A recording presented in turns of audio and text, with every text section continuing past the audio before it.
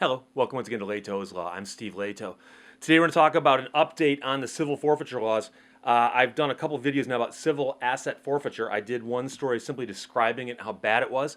And then I did another video where I was talking about how the fact that there's a case in front of the U.S. Supreme Court right now where they might rule on the issue of civil forfeiture, but they still probably won't outlaw it altogether, even if they do rule, because the case they're talking about is not quite the best case with respect to the concept. But civil asset forfeiture is the idea that if you encounter a police officer and he's doing an investigation or she's doing an investigation and they find cash on you or in your car or in your home, they can just take the cash and seize it. And even if you're not charged with a crime, they can just keep it. And they keep it under the theory that, well, we think that this money is somehow tainted because it's the product of criminal activity. And if you don't like that argument and you want your money back, you got to sue us to get it back. And I am still shocked, and I'm an attorney, and I'm shocked by the fact that this is still going on in America. It is highway robbery when it happens in the highway. Interestingly, a lot of people have never heard of it. It's getting more and more in the news now, which is good because this is something that needs to be eliminated. But the scary part is I've actually had people commenting on my videos that say, Steve, you're making this stuff up. This can't possibly be going on. It's so crazy. You're either exaggerating it or you're inventing it. Or I had a guy actually say, he goes, Steve, I'm a police officer and I've never heard of it. Now, it's possible that he's trolling me because there's no way a police officer in America has not heard of civil asset forfeiture. But a wonderful article is simply recently published by the Greenville News out of South Carolina. And Anna Lee and Nathaniel Carey and Mike Ellis, three reporters. This is the kind of work that Pulitzer Prizes are made for, okay? They did so much work on this and crunched so much data and statistics that, number one, it's a complete picture. Number two, it's extremely hard to question their methodology or what they've done, but the results are shocking. It's a very, very long story. I read it last night. Somebody had tweeted it to me, and I'm glad they did. It's getting a lot of attention, and I highly recommend that if this topic interests you at all, to read this, whether or not you're in South Carolina. I'm not in South Carolina, and I'm still amazed by this because this is an interesting thing they've done. They actually went out and got all the data for a several-year period in South Carolina comprehensively from the entire state, and they then crunched the data, and this is what it shows. So the article is entitled "Taken: How Police Departments Make Millions by Seizing Property," and they give some examples. A guy named Isaiah Kinlock, someone broke into his apartment and hit him over the head with a bottle. He called 911, and when the police arrived, they searched the home and they found an ounce of marijuana and $1,800 in cash. So they just kept the money. When Eamon Cools Lartigue was driving on I-85 in Spartanburg County, deputies stopped him for speeding.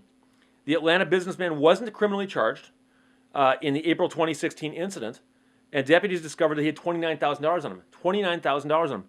They took it. They just took it. When Brandy Cook dropped her friend off at a Myrtle Beach sports bar as a favor, drug enforcement agents swarmed her in the parking lot, and they found $4,670 in her car. Her friend was wanted in a drug distribution case, but Cook was not involved. She had no drugs, was never charged in the bust. Agents seized her money anyways.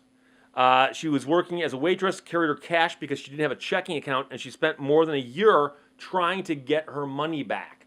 And that's the amazing thing about these stories is that they can encounter you and they can arrest you and they can take your money, or they can encounter you and not arrest you and take your money.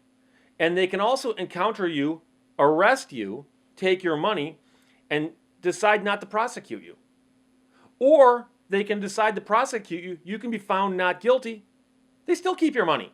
There's no logic to it other than the police just want your money. They just want your money, so they take your money. And basically what this winds up being is like just simply a tax on people who run into cops.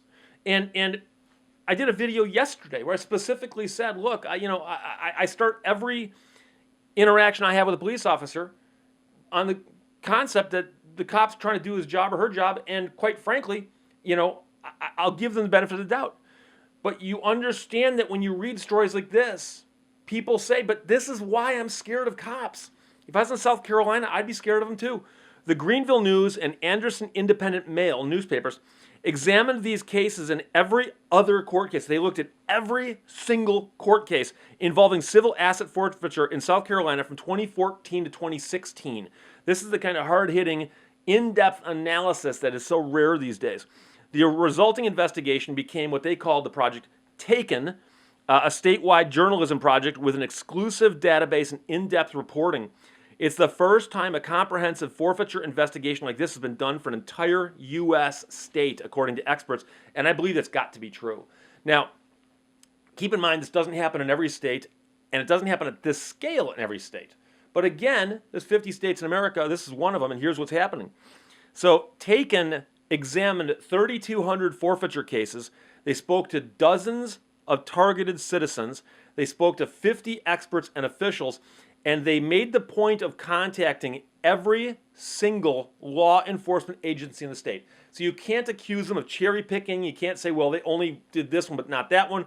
You can't say, hey, this is not fair. No one got this to counter this. No, they interviewed everybody. And I read the article, and it seems to be extremely well balanced and well crafted. This investigative work of theirs yielded a clear picture of what is happening. Okay. Police are systematically seizing cash and property. And keep in mind, it's not always money. They can take your other stuff too if they think they can make some kind of logical leap that, oh, all of this stuff of yours is somehow the result of criminal activity. But they've seized cash and property many times from people who aren't guilty of a crime, netting millions of dollars each year. South Carolina law enforcement profits from this policing tactic, and the bulk of the money ends up with South Carolina law enforcement. They're incentivized to do this. They are encouraged to do this. Anytime you tell somebody, it's up to you what you do with this stuff, but if you do something with it, it's yours. It's going to change how you think what you do with the stuff. So you tell a police officer in a police department, by the way, if you find any money that you can even remotely blame on criminal activity, or if you can even stretch the logic a bit, just take it, and then we get to spend it. Gee, I wonder how that abuse happens. So, this is crazy. Officers, believe it or not, actually gather and have little parties about this. Places like Spartanburg County for contests where they give out trophies to see who can make the largest or most seizures during highway stops. They earn hats, mementos, free dinners. These are door prizes, right? And agencies that participate take home a cut of the forfeiture proceeds. So they've actually, in a roundabout way, turned it into a game. They're playing a game, but it's a game where you lose and they win and they get your money. This is the craziest thing. The money adds up. Over 3 years, law enforcement agencies in South Carolina seized more than $17 million. $17 million. But here's the problem. When they got all their data in and they started doing all the demographic studies and the statistical slicing and dicing, they discovered some disturbing trends. Black men pay the price for this program. They represent 13% of South Carolina's population, and yet 65% of all citizens targeted for civil forfeiture in South Carolina are black men. Black men. The NAACP senior director said these types of civil asset forfeitures or forfeiture practices are going to put a heavier burden on lower income people. And when you add in racial disparities around policing and traffic stops and arrest and prosecution, we know this is going to have a disproportionate effect on black communities. If you are white, according to their studies, you are twice as likely to get your money back. See, here's the thing. If they seize your money, there is a process whereby you can try to get your money back. You can go to court and you file a lawsuit, or when they file the action for the civil forfeiture, you can defend it, and you basically have to prove the money is yours, and you've got to prove that the money was earned legally. Okay, and it's a pain, and it involves you going to court, and probably involves you hiring an attorney. So. Interestingly, if you are white, you are twice as likely to get your money back than if you're black. Nearly 1/5 of people who had their assets seized were not charged with a related crime. Out of more than 4,000 people hit with civil forfeiture over 3 years, 19% were never arrested. Never arrested. They may have left a police encounter without so much as a traffic ticket, but they left without their money. And again, I'm reading this directly from the story Taken, How Police Departments Make Millions by Seizing Property, from the Greenville News. Anna Lee, Nathaniel Carey, and Mike Ellis did this, and it's an amazing amount of work they did. Roughly the same number, which is 800 people, were charged with a crime, but not convicted. So you have 800 who were just never charged, and 800 who weren't convicted. And so all of these people, you'd say, well, don't they get their money back? No, they just keep your money. They said, we don't care if you were found not guilty. We don't even care if we felt like filing charges against you. We're just going to keep your money. And this is so crazy. This is one of those things that, and again, I'm an attorney, and I find it crazy. But people who are not attorneys, it's kind of funny because they just immediately go, well, wait, they're stealing my stuff. That's wrong, isn't it? Yeah, I would think so. And then you go, well, wait, let's get all fancy here. Isn't this a violation of the Constitution? Well, yeah, that too. Because they're not supposed to be able to, seize your property and take it from you without some kind of due process. And as I pointed out in previous videos, the Supreme Court has ruled that if they let you have a hearing about it, it's considered due process. I think the Supreme Court was wrong when they did that.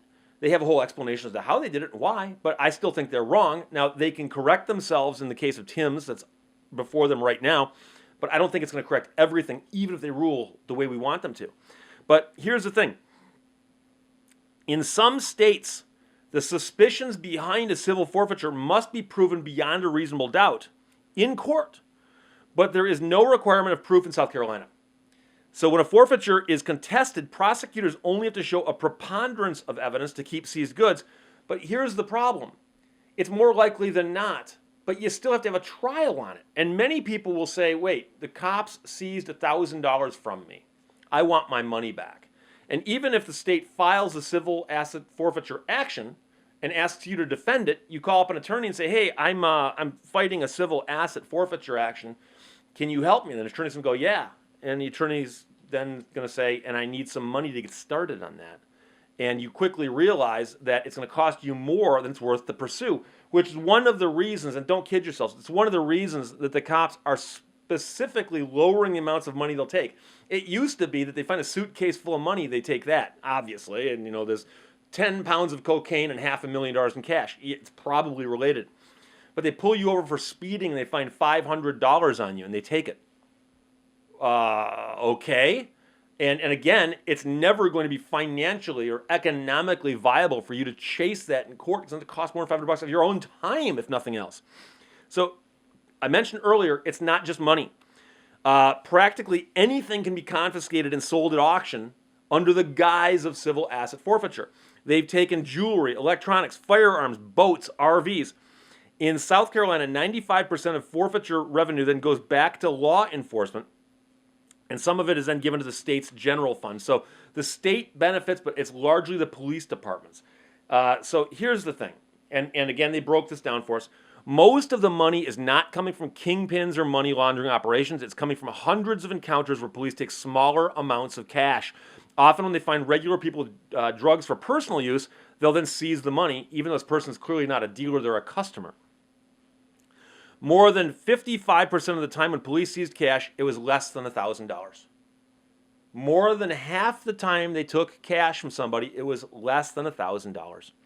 Your cash or property can disappear in minutes, but it will take you years to get it back because the average time between when the property is seized and when the prosecutor files the forfeiture, average 304 days.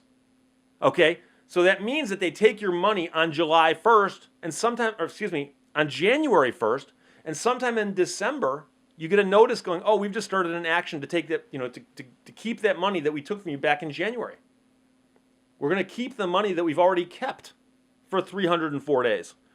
There's a 2-year period within which they've got to file that action, and they routinely blow it.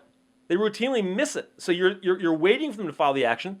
2 years goes by and they haven't filed it, and then they file it. But the thing is, it's illegal for them to wait past 2 years. They're supposed to give you your money back. But again, you're probably going to have to hire an attorney just to point that out. It's crazy. The entire burden of recovering property is on you, the person who had your stuff taken. And you must prove the goods belong to you and were obtained illegally. Since it's not a criminal case, no attorney is going to be provided to you. And citizens are just forced to kind of wing this and learn by doing, which is almost impossible. And oftentimes when the government files its case against your money or your property, you're given 30 days to file a lawful response. And if you don't, you lose. So the bulk of forfeited money finances law enforcement, but there's very little oversight of what is seized or how it's spent. Police used to pay for new guns. Police use it to pay for guns, gear, training, and meals for food for their police dogs. But in one case, the Spartanburg County Sheriff's kept a pickup truck for the sheriff to use as his official vehicle, and they sold countless other items at auction, and then, of course, used that money.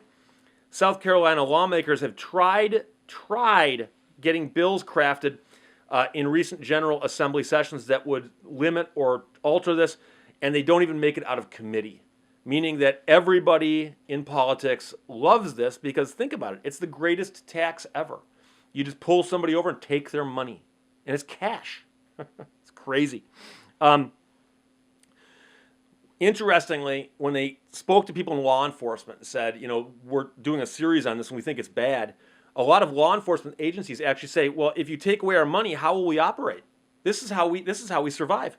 One department earns 12% of their annual operating budget from cash and property seized under civil law. 12% of their operating budget. So that means that if civil forfeiture were to go away, they'd probably have a 12% shortfall because they probably spend every penny they bring in like most government agencies do. And so they've kind of become addicted to this flow of money that they steal from citizens. And by the way, this does, again, disproportionately hit black men. Black men carry the burden of South Carolina's civil forfeiture program. Almost 2/3 of people targeted by forfeiture are black males, according to the Taken investigation, and yet they represent just 13% of the general population. So it's disproportionate. And again, it goes over and over again. This is a problem. Nicole Porter, spokeswoman at the Sentencing Project, a reform advocacy group, said it just sort of reinforces the understanding we already knew that black residents disproportionately come in contact with law enforcement given the way criminal justice policy is oriented in this country. And then, of course, when you come into contact with them, they take your money. Explains that. And by the way, if you're black and driving in South Carolina, you are more likely to be stopped by police.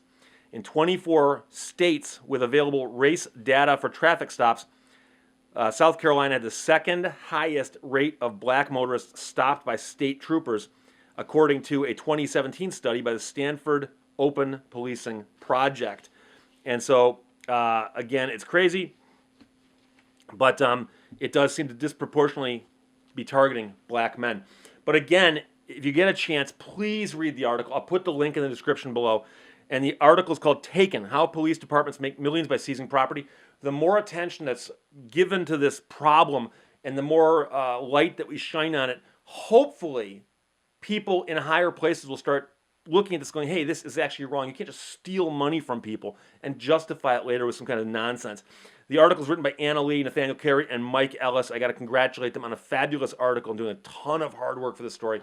And I think civil asset forfeitures are one of the worst things in our current society. It's the one thing that I think if somebody says, Steve, pick one thing in the law that you can't explain to people.